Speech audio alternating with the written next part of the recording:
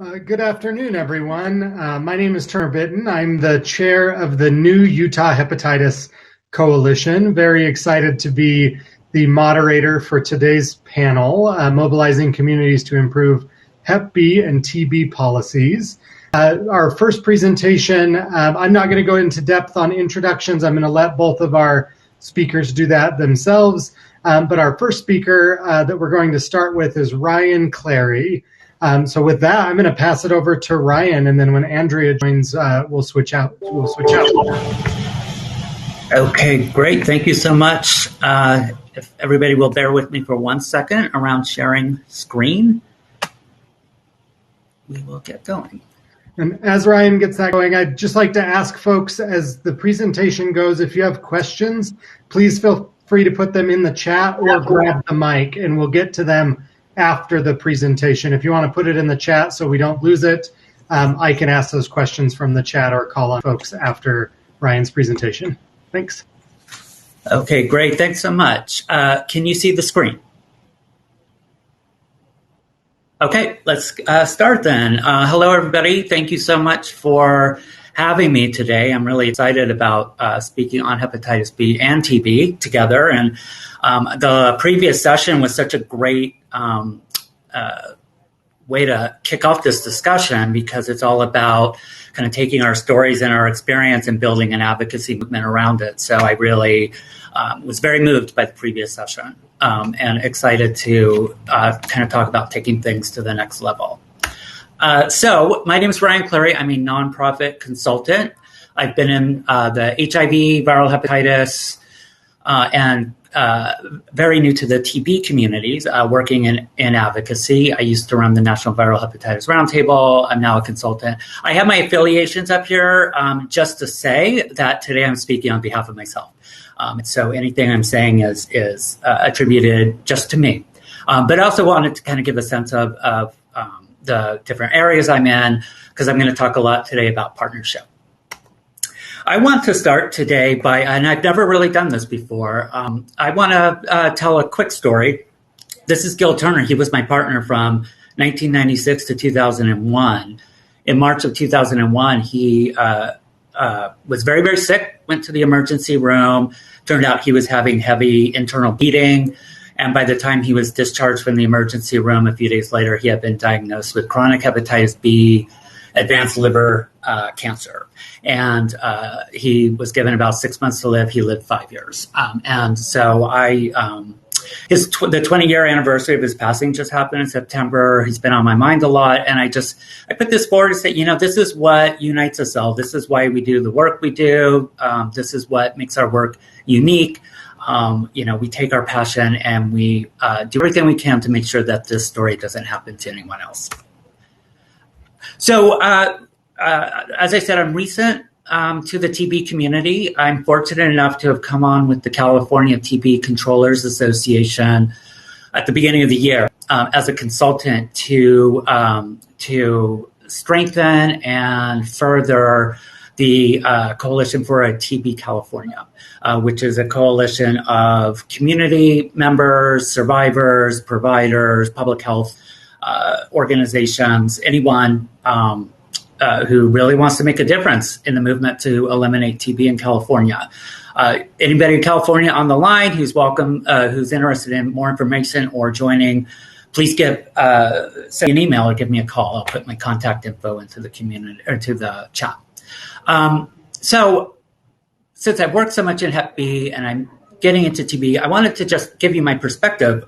When I applied for the job, I did not know much about TB, which I guess really shows the challenges around TB awareness, because I've worked in infectious diseases for 30 years. Really didn't know much other than the handful of times I've had a test for one reason or another. And when I did the research before my interview, I read through it and I said, oh my goodness, this is hepatitis B. So many similarities. And it's why I think this joint summit is so brilliant.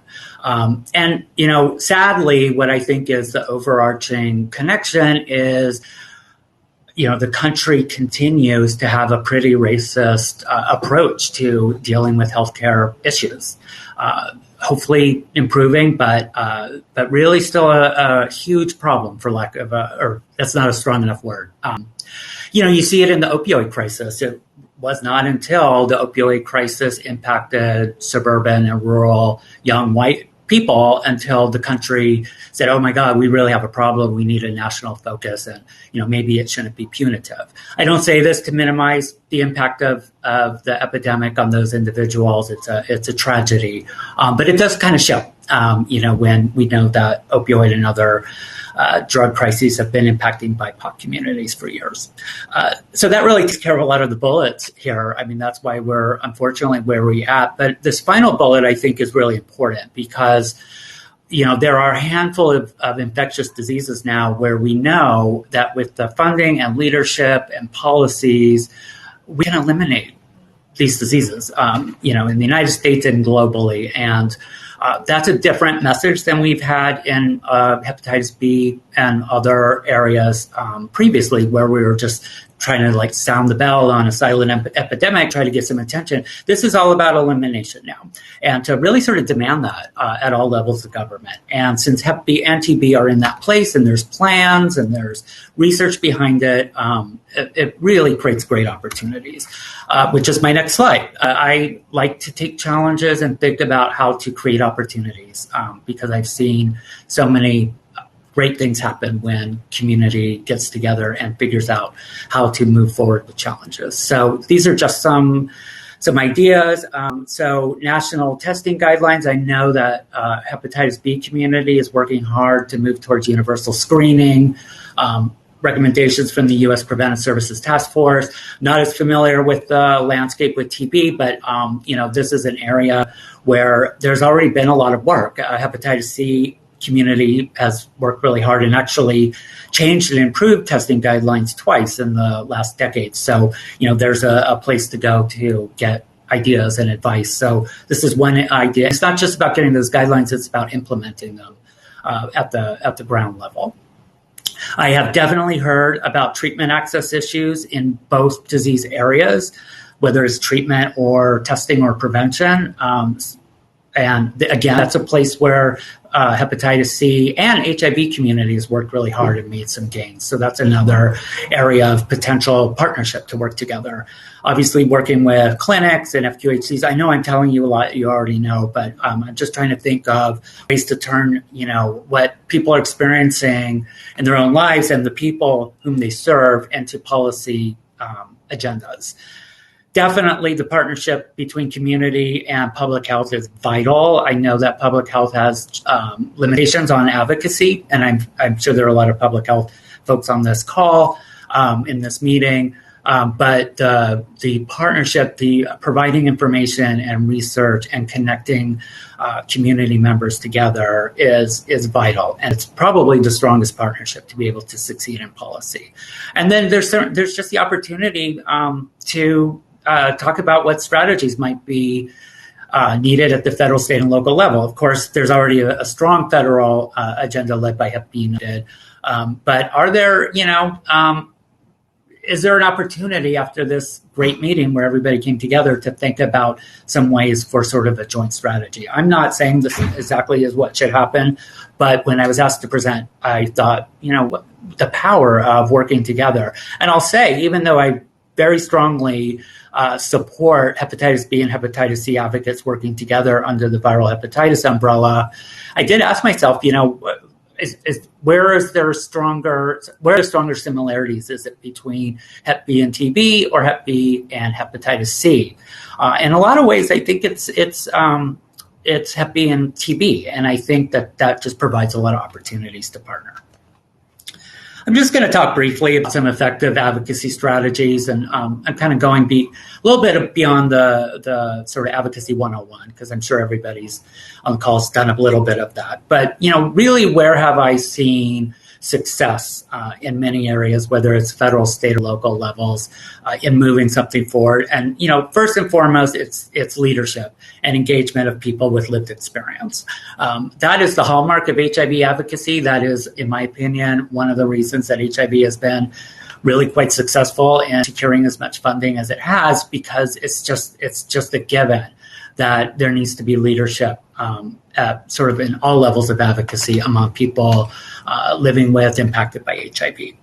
And this has been talked a lot about in the summit, so I know you're already on board with that. The personal stories are so critical. The stories we heard in the last session, imagine if they are told to key decision makers, to elected officials, administrative officials. That's really when I see connection with elected officials and their staff and those of us who are meeting with them and trying to move something forward. Developing a relationship with elected officials and their staff is really not that difficult. They're there to serve constituents, and I've seen it happen time and time again. I'd be happy to talk with anyone offline who's interested in more info about that. And then with those relationships, you can go in and secure some champions. A champion being, a member of Congress who really wants to take this issue as one of the leading issues they would work on. So, Senator Hirono from Hawaii and Congresswoman Meng and Congressman Hank Johnson. These are champions. And many, Hank Johnson had hepatitis C. So you never know who's been impacted. You never know if someone in their staff has been impacted. Don't make assumptions based on political party or where they live. You never know who really wants to work on one of these issues. There are so many existing coalitions and resources out there, and I just think it's really wise to connect with those, not recreating the wheel in a lot of ways. There are so many models to work from, so many communities I think who would be more than willing to share strategies and give information. So I think that's a really great place to start if you're looking to build an advocacy movement in your area. And of course, that also the power of developing partnerships and leveraging strengths. I think we're in an environment now where different sort of disease-based communities are really open to and excited about working together. I'm going to present one model in a minute. But this is really the time, I think, especially in a challenging funding, political, with COVID, just trying to be heard amongst all the issues that are out there. I want to talk briefly about End the Epidemics California, which I'm involved with, but again, I'm not speaking on behalf of.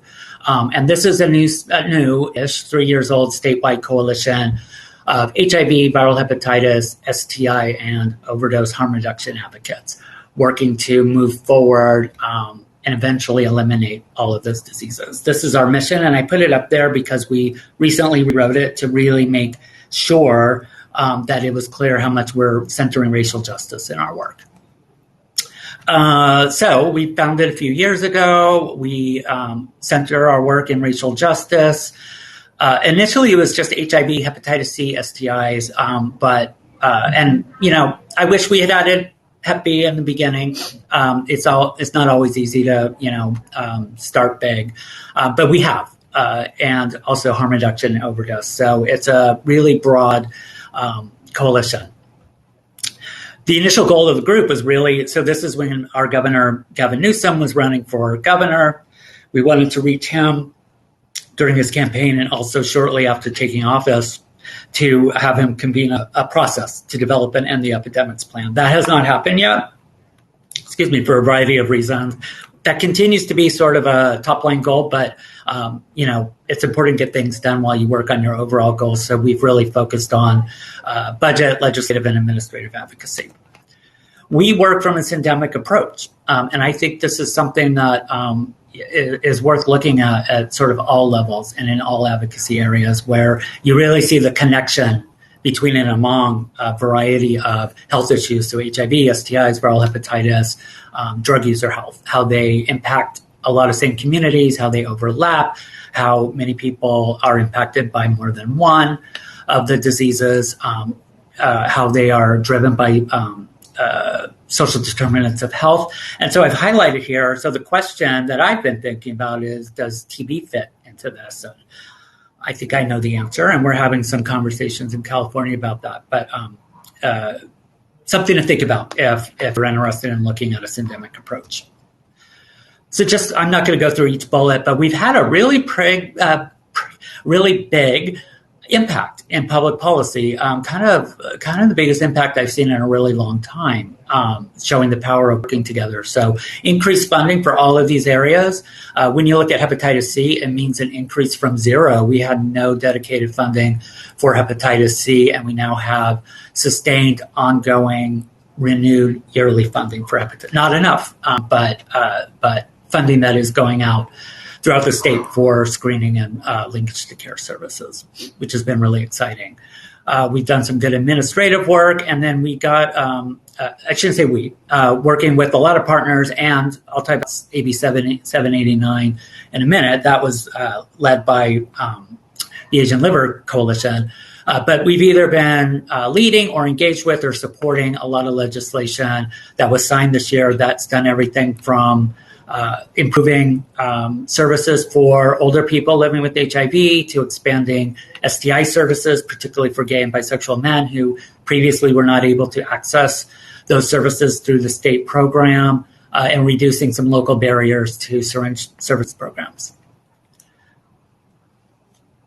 We've also had a great impact on community engagement and leadership development, which I think is really critical and fun. So we've had town hall meetings where we have invited community members to come learn more about Coalition, invite them to the Coalition, but primarily to hear about what's going on the ground. What are the obstacles, the challenges, the needs, and how do we fit that into our policy agenda? Day of Action is, it's been virtual the last 2 years, but where we have meetings with staff from state legislators and talk about our funding requests, our legislative requests, and people tell their stories. And through that, we've recruited a lot of new leaders who were excited about that activity. And, you know, we've done the typical grassroots actions of petitions, sign-on letters, action alerts. And then we've had some really fun sort of informal networking opportunities. And I think that's something that's really critical for Coalition. So we've had, you know, like an hour where people have just come on Zoom at the end of the Day of Action just to kind of hang out, you know, not a formal debrief, just to meet one another, talk about what happened that day with their meetings, share some strategies, but also connect. And then the impact on racial justice is really, really vital. So we have a working group, a racial justice working group that has been meeting twice a month, really elevating the Coalition and creating policies that really, I guess, put our money where the mouth is. Is that the right phrase? But walk the walk. So making sure that there's a minimum percentage of BIPOC leadership at all levels. And we've created some tools to make sure that when we say our strategies and our activities are done through the lens of racial justice, that we actually can walk through and make sure that's happening. And we've also provided some trainings for our Coalition members as well. So I would like to close by just telling the story of really what the community can do around advocacy. Because, you know, we all know advocacy is hard, it's slow, it's hard to get a lot of success. Sometimes a win is simply, you know, bringing the issue, the attention to an issue. But often there is real success that is only because of community members who have an idea and move it forward. And this year it was AB 789 in California, a newly signed bill that mandates hepatitis B, hepatitis C testing offers in primary care based on U.S. Preventive Services Task Force recommendations. And this was, you know, Dr. Sam So from the Asian Liver, I keep saying Asian Liver Coalition, I hope that's the right term, but I know you all know Dr. So. You know, looked at a problem statement. So the problem in California, not a lot of uptake on Hep B, Hep C screening, not a lot of offers in primary care. So, you know, how do you improve that? Well, one way is you make it law. You know, you mandate it. And this has happened in New York with hepatitis C. So it's, you know, it's not a brand new idea, but it was a great time to move that forward. So Dr. So, Asian Liver Center. From the Asian Liver Center, built a community-driven advocacy campaign. He understood what is needed in California to get a bill passed. He secured funding for a lobbyist in Sacramento. You don't have to have a lobbyist, and I know it's easy for me to talk about California and say we did this, we did that. You know, there's a lot of funding here. It's a state that's very supportive of expanding healthcare. So I know there are challenges in a lot of other areas, but I'm just saying that this is the process he took, is he understood all the pieces that are needed for a campaign. Went out and identified the champions, went and spoke to state legislators and found out who was, saw the impact of viral hepatitis in certain communities and were willing to move this forward. Did a tremendous job organizing community support across the spectrum, asking HIV advocates, harm reduction advocates, anybody who was willing to make their voice heard about this bill. What was important is that when Dr. So and other advocates mobilized community, it was done in the right time in the process. So knowing the process is really critical. We didn't get action alerts like every 2 weeks asking us to make our calls and send in our letters to elected officials. He let us know, committee hearing coming on Friday, this is vital, this letter is needed, this is how you send it to the committee chair, here's a template, go. And he did that throughout the process of encouraging the governor to sign the bill. So knowing the process is a really vital moment of the process. And so now we're at implementation. So it's kind of like what I talked about earlier. You can have all the recommendations and all the mandates in the world, but if they're not being followed, that's a problem. And so there needs to be a very strong policies set around how this will be implemented through education, through targeted outreach, monitoring, etc. And the community will be involved in that as well. So this is, it's so exciting to see vision, looking at a problem, figuring out what could be a solution, walking all the way through the process, and succeeding, and then being part of implementation and seeing how that work, and that taking that vision to the end actually helps people in their daily lives. And I know Andrea is going to be speaking more about implementation, so I am going to pause there and welcome any questions.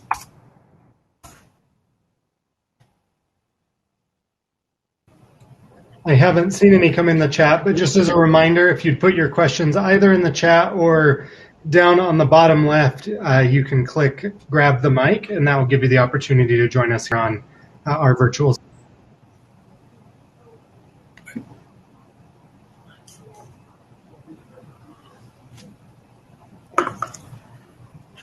And I don't believe that Andrea has joined us, so we have quite a while for questions.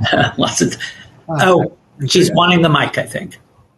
All right. I don't see any questions. I just welcomed Andrea up on stage. So maybe we'll have Andrea go next, and then we'll come back to questions toward the end of the meeting. Okay, great. So you can see my messy office. So thank you so much for the invitation to speak and the excellent remarks from my previous.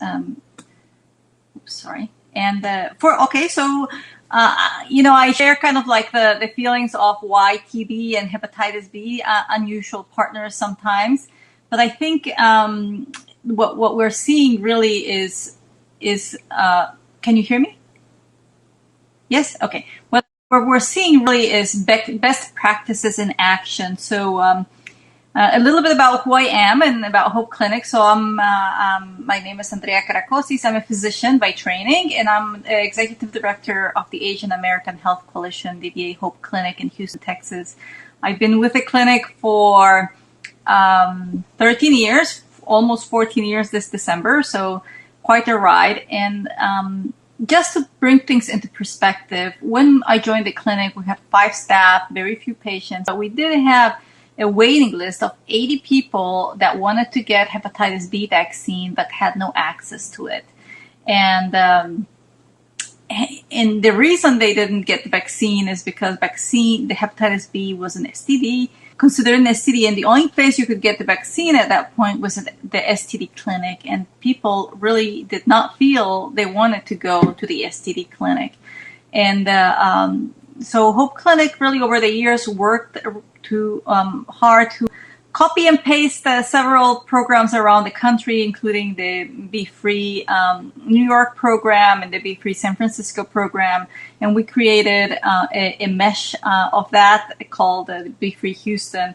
And, I think that our program really shows that every community is very different. And some of the activities and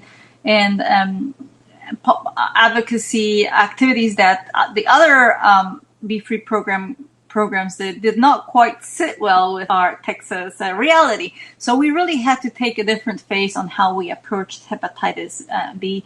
But what was so interesting about this process was that it gave us an opportunity to find one voice. And I think that's what we found also when we replicated into tuberculosis. But hepatitis B gave us a forum to bring other our state partners, or city partners, or other nonprofits and private hospitals and private providers to the table, and address hepatitis B as with one voice, give the community a one voice message, agree on the gravity and the situation, as well as the fact that there's a lot we could do for it. And the program was wildly successful over the years. Today, we manage almost 1,000 cases of hepatitis B. We do treatment, diagnosis, management, care coordination. And, we talked a little bit about hepatitis C. So in our protocol, we screen for hepatitis B, hepatitis C, the antigen, the antibody, and the core. So our approach of screening has really been very, very comprehensive, and it has allowed us to reach a large percentage of the at-risk population. And that really brings me to what it means to really know your community. So as I said, every community is different, and I'm so sorry. And in our case, we really needed to get to know our community to address their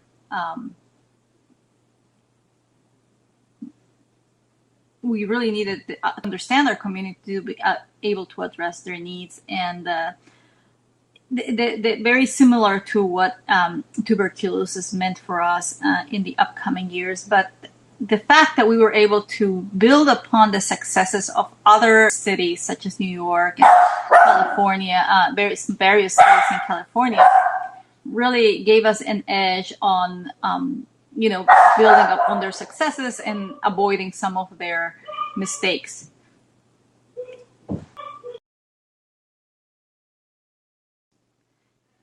And so going back to tuberculosis, we really, partnered with the city to learn how to manage our population in-house, largely because our community is made out of immigrants and refugees. And as you can imagine, hepatitis B and tuberculosis are really diseases that are predominant in immigrant communities. And sometimes the messaging or many times the messaging and the interventions that we have to do in recent immigrant communities that are different than the ones we do within the mainstream, more established communities. So a few years ago, in one of those conferences, I met with Ed Zurueste, Dr. Zurueste, which is amazing. And of course, our cheerful leader, Jeff Caballero, who very successfully helped so many of these hepatitis B programs get established around the country.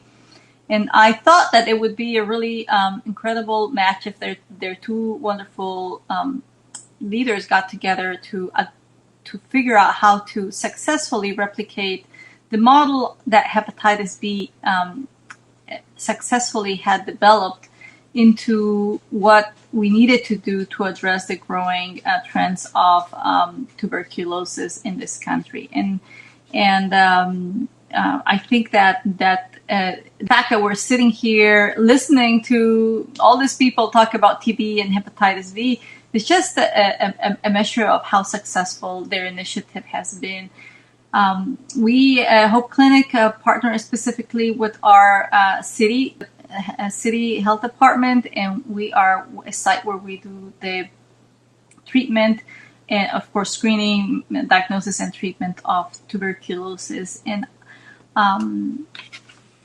I just, want to share a couple of things that have been really interesting in the last couple of weeks. And they have to deal with the new wave of Afghan refugees that are coming from Afghanistan, very in large numbers and very unexpectedly, and how this coalition and the fact that it helped us really be prepared to address that need.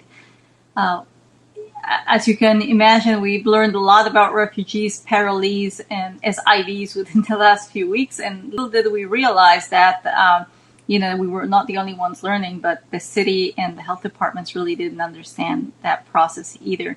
But rapidly and very swiftly, Ed and Jeff were able to, reach out to CDC and help come with a national guideline that would help us screen the refugees appropriately. Because, we're a wealthy country with a lot of resources and a lot of willing people. However, without the proper guidelines and standardization of practices, we can actually do more damage than good. I think that the fact that the CDC came so swiftly within just a few weeks with guidelines on how to screen this new immigrants for tuberculosis, specifically using quantiferone, and what to do in terms of their treatment and management and education really demonstrates that advocacy works in different ways. You certainly can advocate with your elected officials, and which is really, really critical. But I think that our voice also matters because we are in the ground. We're the first ones to take the pulse of what's going on in the ground, and we should be the first ones to speak up of what we foresee the immediate needs of in change mean. I also, I think knowing your community is really critical in organizations such as specifically the organizations that serve really immigrant communities. Hepatitis B, hepatitis C, and tuberculosis these populations are usually at higher risk for these diseases, and so being able to develop programs that allow you to speak with one voice, one message, and create coalitions that can allow you to get your message across on a broader basis without confusing people about what the ultimate goal is really important. It's not only important for the outcome of the patient, but it's also really important for the outcome of the community.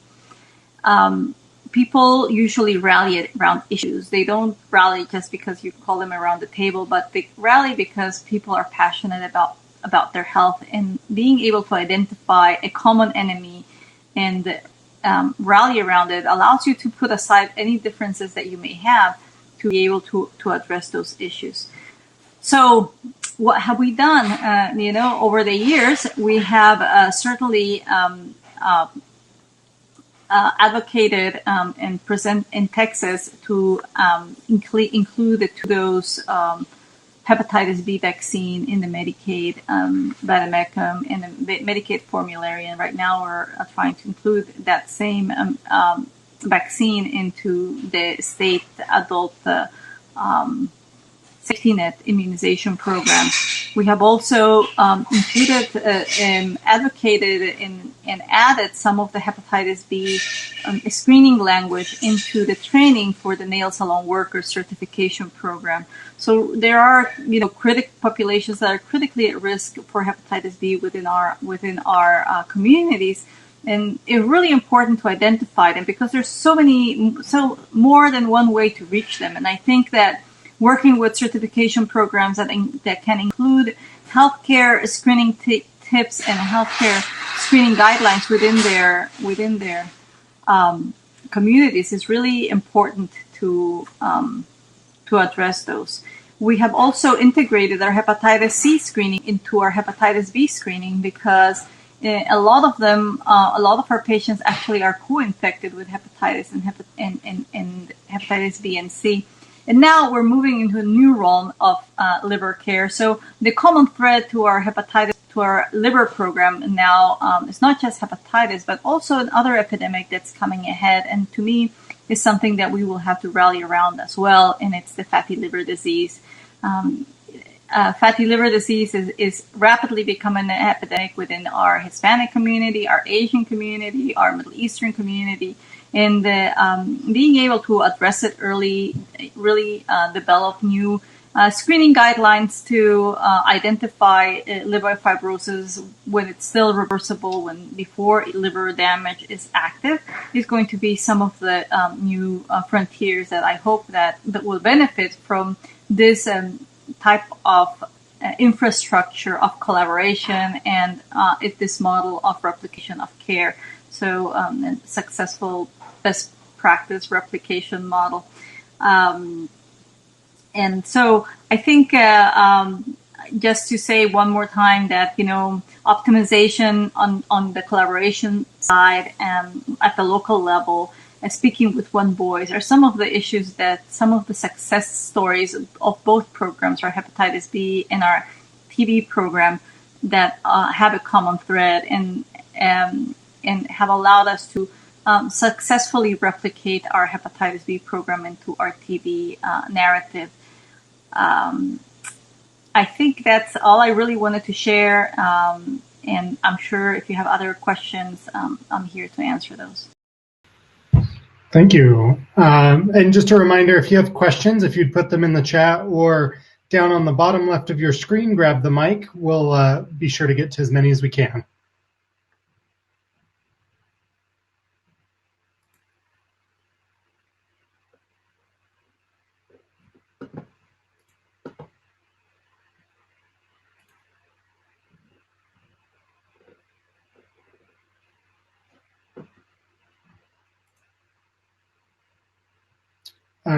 While we're waiting for questions to come in, I did have one question for both of the panelists.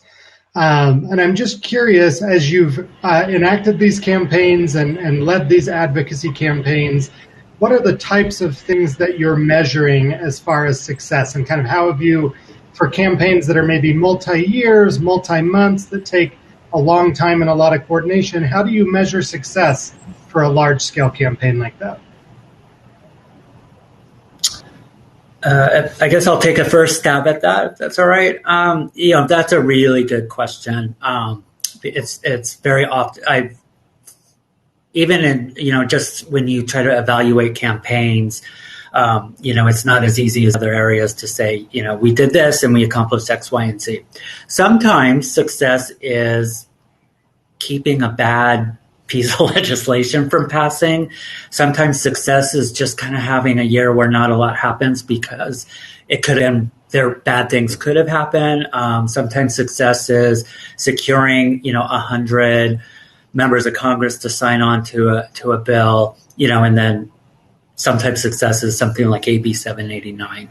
What we try to do in coalitions is to celebrate what are kind of small victories but important ones, and to really try to show the different steps of a successful advocacy campaign, and to be really honest and transparent about how difficult and slow and bureaucratic the process can be. So we try to set those benchmarks when we start a campaign, and we try to celebrate them all along the way. So, just as an example, there used to be a federal bill called the Viral Hepatitis Testing Act, I think it was called. And we set a goal at the beginning of the year to get 50 co-sponsors. Others might disagree. I never really thought that bill was ever going to pass. The goal of that bill was to have something to go into legislative offices and talk about viral hepatitis and to make an ask. So, please sign on to this bill. And when members signed on, we considered them strong supporters of viral hepatitis, potential to be champions. And then, and so to even explain to coalition members, that's really what we're doing. And success really means getting those 50 members of Congress and making sure we're getting members from both sides of the aisle to sign on to show that it's a bipartisan issue. So sorry, that was a little long-winded. It's just, you have to really, I think, start at the beginning, because if you don't, then folks who are new to advocacy will get frustrated really quickly. Like, oh, I got involved and, this bill never got voted on. We failed. I'm dropping out. Instead of, oh, look at what I got my own member of Congress to sign on. This is huge. Thank you. And sure. Andrea, we'll send the same question over to you. Yeah, I think that there's two different levels of success for us since we're in the front line. Some of the successes include, of course, the fact that the number of patients that we've screened in the community over the years, the access to screening and immunizations that we have provided over the years. So really, the numbers of patients that we have under treatment and under control on our hepatitis program, and the fact that, hopefully these patients will, stay with the regimens to prevent liver cancer. So ultimately, our goal is to prevent that liver cancer burden in our community. And hopefully one day, even eliminate hepatitis B. Why not? We have so many tools to be able to accomplish that. On the more institutional side, I think that institutionalizing best practices, right? So many times we do things that depend on your grant budget, and it's very sad when your budget, your grant runs out, and all of a sudden you can't do things that you were doing before. And things like hepatitis B treatment management or TB treatment have been through this model institutionalized. There are things that we will continue doing, have become part of our daily routine clinical practice and are here to stay. And they are no longer grant dependent. Now they are part of our routine care. And I think that to me is the success of the hepatitis B free program that we've had. The fact that everybody now is a liver specialist at our clinic, that we have the seamless integration of what I call the primary care, specialty care integration process, because otherwise all these patients, in many cases in other states and other clinics, they are orphans, right? Because they require specialty care of a liver specialist, a GI specialist, which they have very poor access to, and therefore they fall through the cracks. Whereas in our clinic, our providers are seamlessly trained to manage hepatitis B, C, and tuberculosis completely. And I think that to me is a success story for our community, because they have seamless access to care on those for those conditions. Other successes for me would be certainly change in policy. I think that if when you have the numbers and you have the votes and you have the attention, then you can change policy. And policy, not only big policy like coming something from Congress or a mandate, but actually small things.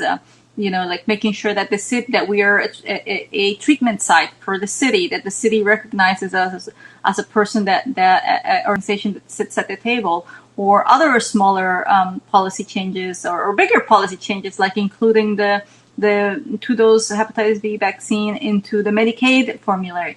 So I think that policy change comes in different shapes and different colors, and I think that our voice matters. And not because you're in a smaller town, you need to be afraid of the changes that you can make within your local health department and the partnerships that you can form from there on. Thank you. And really quickly, I'd like to get to the question from Nick in the chat. And I'm paraphrasing real quick, but he asked if op-eds or other media are helpful in these campaigns. 100%. I've seen that over the years, and even with the change of how media is these days, the sort of standard op-ed is a great way to get your message across to the general public and to develop relationships with the media. And the Epidemics was able to get an op-ed in the San Diego Union Tribune, kind of promoting what our message, and we did that in conjunction with one of our state senators. I have a lot of sort of tips and resources, so if folks want to get in touch with me, I'd be happy to share some of those. But I definitely, letters to the editor, op-eds, all of those are still really, really vital. Thank you. Andrea, there was a question for you in the chat. Do you think the attention on TB screening among Afghan arrivals has refocused your clinical staff on TB testing and treatment, in particular LTBI? No, we were very active in the LTBI screening and treatment for a long time. We've been treating refugees for many, many years now, and we are really pros on managing screening LTBI. We were the first ones to, let people know and request guidelines from the CDC to change to really give a guidelines on for others to follow, and so that we're not alone trying to change, but actually benefit everybody. So the Afghan refugees have not changed our model, but have reinforced the fact that our model was very appropriate and very timely set and very systematically managed. And I think that's the key of a program really, is that it is not something pop up, that from a circumstance, but actually that you're prepared to manage that. So some of the challenge that we've had with that certainly is that the quantiferon needed to test has been all monopolized by all the military bases where the Afghans are placed, and so it's really, really hard to find. But right now, I think that everybody is aware of what the protocol is, and I'm very, very happy and fond that my team was able to respond really timely and appropriately to this. Well, thank you to everyone who's attended our panel today. Thank you to Ryan and Andrea for your time as well and your expertise. I'm sure if you have questions following this conversation, if you'd like to contact Andrea or Ryan directly, they'd be happy to answer your questions. But thank you all for coming today. We're going to go ahead and end the stream. Thank you.